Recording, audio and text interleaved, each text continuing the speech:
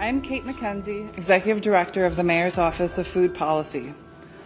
I am so excited to be here with you for a historic and significant announcement because we're addressing for the first time the connection between our food system and our climate crisis. Since New York City is a food mecca with hundreds of diverse restaurants, retailers, and institutional food providers, like whom we're hosted by today, it makes sense that we take bold steps to lead cities nationwide in this effort. With Mayor Adams' leadership, New York City is reaffirming its commitment to reducing consumption-based emissions of greenhouse gases through our food, reducing consumption-based emissions of greenhouse gases through our food, including innovative actions, policies, and initiatives. Today's announcements highlight how significantly what we put on our plate really impacts our climate and our environment. What we put on our plate really impacts our climate and our environment. The new integrated emission inventory we're unveiling today show that food is the third biggest source of cities' emissions, right after buildings and transportation. Third, right after buildings and transportation. 1 in every 5 metric tons of carbon dioxide our city emits comes from food. 1 in every 5 metric tons of carbon dioxide our city emits comes from food. But all food is not created equal. The vast majority of food that is contributing to our emission crisis lies in meat and dairy products.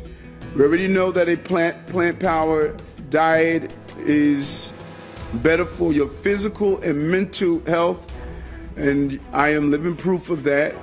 But the reality is that thanks to this new inventory, we're finding out it is better for the planet. I like to say that you can only inspect what you expect, and today we are inspecting what we are expecting. That's why today we're committed to reducing the city food emission by 33% by 2030 and challenging our private sector partners to reduce by 25% by 2030. What this means is shifting the kinds of food we buy and serve. It's shifting the kinds of food we buy and serve. And he causeth all, both small and great, rich and poor, free and bond, to receive a mark in their right hand or in their foreheads, and that no man might buy or sell, save he that had the mark, or the name of the beast, or the number of his name. Revelation 13, 16, and 17. Because we're using every option on the menu, and in some cases, we're going to change the menu. That is how you lead.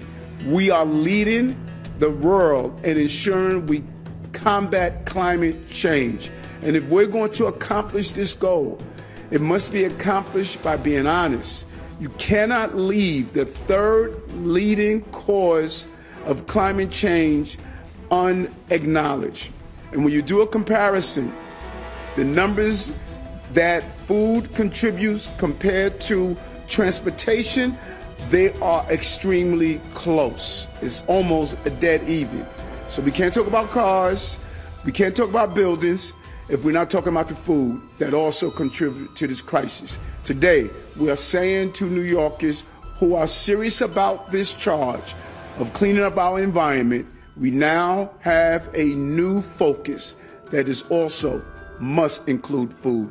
Thanks all who have been part of this important research and the ability to move us forward to address the climate issues in our city and the health issues that comes with it, Satan is striving to gain every advantage. Disguised as an angel of light, he will walk the earth as a wonder worker. In beautiful language, he will present lofty sentiments. Good words will be spoken by him and good deeds performed.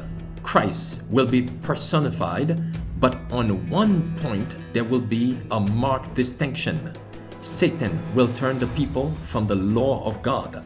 Notwithstanding this, so well will he counterfeit righteousness that, if it were possible, he would deceive the very elect. Crowned heads, presidents, rulers in high places will bow to his false theories. The sick will be healed before us. Miracles will be performed in our sight. Are we prepared for the trial which awaits us when the lying wonders of Satan shall be more fully exhibited?